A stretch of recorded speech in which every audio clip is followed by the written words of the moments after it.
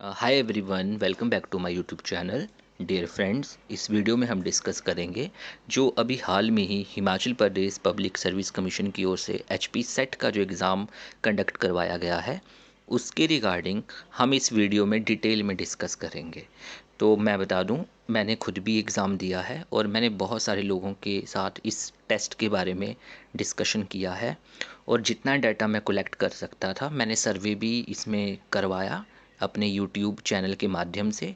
उस पे भी रिस्पॉन्स आया हुआ है और बहुत सारे जो मेरे कांटेक्ट में लोग हैं जिन्होंने ये एग्ज़ाम दिया है जो अलग अलग सब्जेक्ट के हैं, उन सभी के साथ मैंने डिस्कस किया है।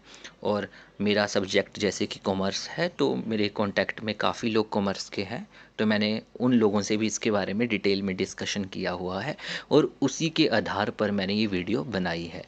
तो आइए डिस्कस करते हैं। सबसे पहले हम पेपर 1 की बात करेंगे। तो पेपर 1 की अगर हम बात करें तो पेपर 1 काफ़ी हद तक इजी आया हुआ था।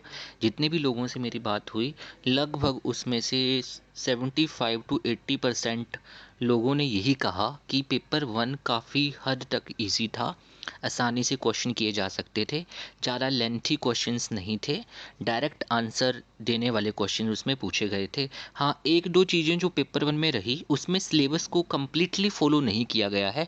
जैसे कि टीचिंग एप्टीट्यूड की अगर बात की जाए तो आई थिंक एक या दो क्वेश्चन ही इसमें टीचिंग एप्टीट्यूड से पूछे गए थे और रिसर्च में भी एक या दो क्वेश्चन ही पूछे गए थे। लेकिन मैथमेटिकल जो रीजनिंग थी उसको काफ़ी हद तक फॉलो किया गया है, उसके पूरे 5 क्वेश्चन बन के आए हैं। कम्युनिकेशन के 5 क्वेश्चंस पूरे आए हुए हैं और बाकी जो हमारे जितने भी सब्जेक्ट हैं उनमें से एक दो दो क्वेश्चन इस तरह का पैटर्न इन्होंने फॉलो किया, जो कि थोड़ा अलग रहता है एचपी का, हमेशा एचपी सेट का। ये स्ट्रिक्टली नेट के अकॉर्डिंग नहीं, अपना जो इनका रहता है एग्ज़ाम का पैटर्न उसका उसके अकॉर्डिंग ये फॉलो नहीं करते हैं। दूसरी बात जो पेपर 2 को लेके है, जैसे कि मेरा सब्जेक्ट कॉमर्स है तो मैंने कॉमर्स का पेपर काफ़ी अच्छे से एनालाइज करा। इवन मेरा जितने लोगों से बात हो सकती थी कॉमर्स के लोगों से जिन्होंने कॉमर्स का भी एग्ज़ाम दिया हुआ है, उन सभी का सेम रिस्पॉन्स आया कि जो पेपर का जो लेवल था वो मॉडरेट टू डिफ़िकल्ट था। मतलब ये नहीं कह सकते कि पेपर टफ था, लेकिन जो पेपर में जो क्वेश्चन पूछे गए थे वो काफ़ी हद तक इस तरह के क्वेश्चन आए थे कि उनका जो प्रैक्टिकल इम्प्लीमेंटेशन है वो पूछा गया था। डायरेक्ट क्वेश्चन बहुत कम थे और जिसका डेप्थ में सब्जेक्ट का नॉलेज था वही उन क्वेश्चंस को अटेम्प्ट कर सकता था। तो मॉडरेट टू डिफ़िकल्ट बोल सकते हैं पेपर 2 को, लेकिन पेपर 1 काफ़ी हद तक इजी था। और वैसे ही कुछ अलग सब्जेक्ट्स के लोगों के साथ भी मेरी बात हुई जिसमें इंग्लिश, हिस्ट्री, पॉलिटिकल साइंस, तो उनका भी यही कहना था कि पेपर 2 जो था वो कॉम्प्लेक्स था। पेपर 1 इजी था लेकिन पेपर 2 कॉम्प्लेक्स था। अगर मैं 2024 के सेट की बात करें तो उसके मुकाबले इस बार जो हमारा पेपर 2 कॉमर्स का था वो थोड़ा, उसका लेवल थोड़ा हाई था इस बार।